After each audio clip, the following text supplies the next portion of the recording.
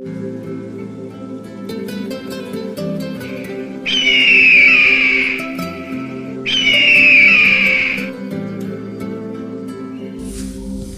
अगर बनना हो तो बाज बनना, लेकिन कभी भी तोता मत बनना। तोता बोलता तो बहुत है, लेकिन ज़्यादा ऊंचाई तक उड़ नहीं सकता। बाज बोलता बहुत कम है, लेकिन सबसे ऊंचाई पर उड़ता है और बाकी पक्षियों का राजा होता है एक बाज।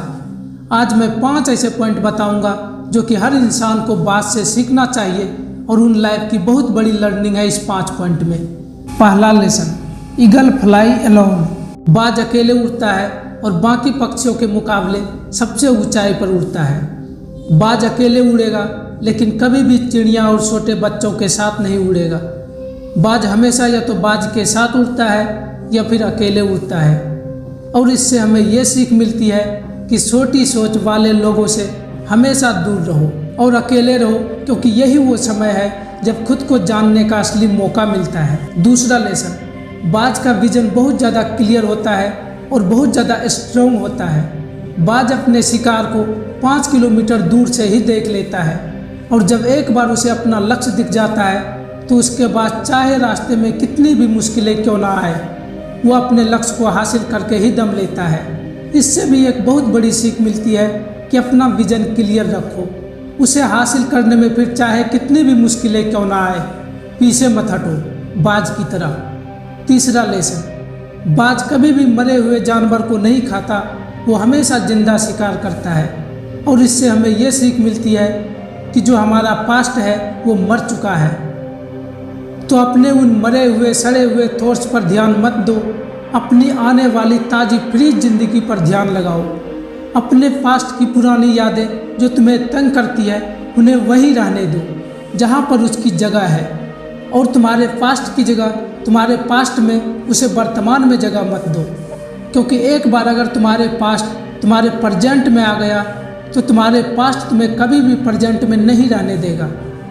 पास्ट में तुम्हारे साथ कितना भी बुरा क्यों ना हुआ हो, वो सब यादें वो सब थॉट्स मर चुके हैं। और बाज की तरह बनो जो कभी भी मरी हुई चीज़ को नहीं खाता।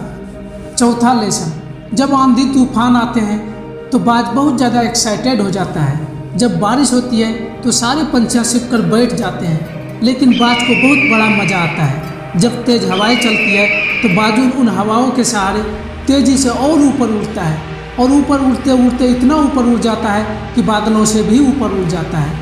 और इससे भी एक बहुत बड़ी सीख मिलती है कि मुसीबत में मज़ा ढूंढो।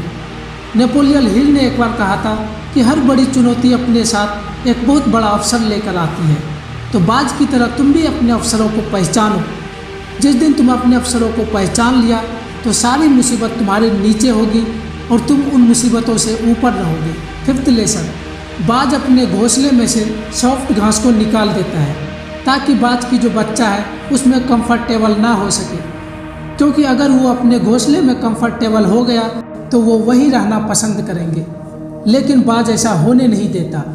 बाज एक पक्षी है, फिर भी उसे पता है there is growth in comfort zone. लेकिन हम तो इंसान है ना, इंसान होने के बावजूद ये सारे लोग इस बात को समझते ही नहीं। आप जितना ज़्यादा कंफर्ट जोन में रहोगे, आपकी लाइफ आने वाले टाइम में उतनी ही ज़्यादा अनकंफर्टेबल होगी।